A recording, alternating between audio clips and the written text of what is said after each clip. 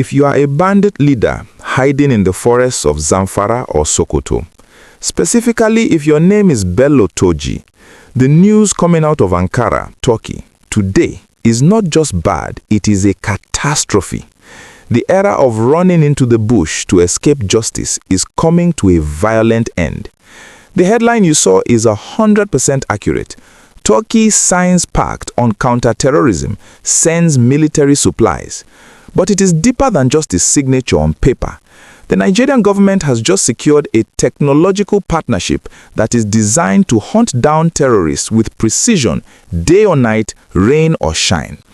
We are bringing you this breaking update today, Thursday, January 29, 2026, directly following the conclusion of President Bola Ahmed Tinubu's high-stakes 3-day official visit to Turkey. While many of us were focused on domestic issues, our president and his top military brass were in Ankara shaking hands with President Recep Tayyip Erdogan and locking in a deal that effectively outsources the nightmare of Nigerian bandits to Turkish military engineering. Let's get straight to the gist of why Bello Turji should be afraid. We know that in the last few weeks of January 2026, Turji has been making noise again. He has been issuing fresh threats to communities in eastern Sokoto, specifically around Tidibale in Issa local government area, forcing hundreds of our people to flee their homes. He thinks he is untouchable because he knows the terrain. He thinks he can hide in the thick forests where conventional soldiers struggle to find him. But that confidence is about to be shattered. Here's the game changer. During this visit, Nigeria's Chief of Defense Staff, General Christopher Gwabin Nusa, and the Chief of the Air Staff, Air Marshal Sunday Kelvin Aneke, didn't just sit in conference rooms. They went straight to ASELSAN. If you don't know who ASELSAN is, let me tell you. They are Turkey's leading defense electronics company. They build the eyes and ears of war. We're talking about advanced radar systems that can see through the forest canopy. We're talking about electronic warfare systems that can jam the communication radios these bandits use to coordinate attacks. We are talking about thermal imaging that makes a bandit hiding in the bush shine like a Christmas light. The report confirms that General Musa and Air Marshal Aneke inspected these systems personally. They are looking for technology transfer. This means Nigeria isn't just buying the fish, we are learning how to catch it. The agreement signed involves a protocol on military cooperation that includes intelligence sharing. Imagine Turkish drones, which have devastated terrorists in other parts of the world, feeding live data to Nigerian jets in Zamfara. It means that before Turji even starts his motorcycle, the Air Force already knows where he is going. President Erdogan was very clear during the joint press conference at the presidential complex in Ankara. He said, and I quote, "We stand with the brotherly people of Nigeria in their fight against terrorism." He didn't mince words. He acknowledged that terrorist groups in the Sahel are a threat to everyone, and he pledged to share Turkey's significant experience in counter-terrorism. Remember, Turkey has fought its own war against mountain-based terrorists for decades. They wrote the book on how to clear difficult terrain. Now they are handing that book to Nigeria. But there's more to this deal than just guns and drones. The two leaders signed a total of 9 agreements. One of them specifically targets defense industry cooperation. This is the supply chain. We are talking about the rapid delivery of ammunition, spare parts for our aircraft, and perhaps even new platforms that we haven't seen yet. Security analysts are calling this defense diversification.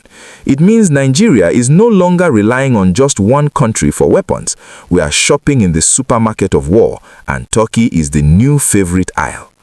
I want to pause here and ask you a serious question. Do you think advanced technology is enough to defeat bandits like Bello Turji, or do we need more boots on the ground? Can a drone fix the problem if the local informants are still active? Let me know your honest thoughts in the comment section below. And if you are excited that the Nigerian military is finally getting the high-tech gear they need to finish this fight, please smash that like button. It helps us spread this good news to more Nigerians.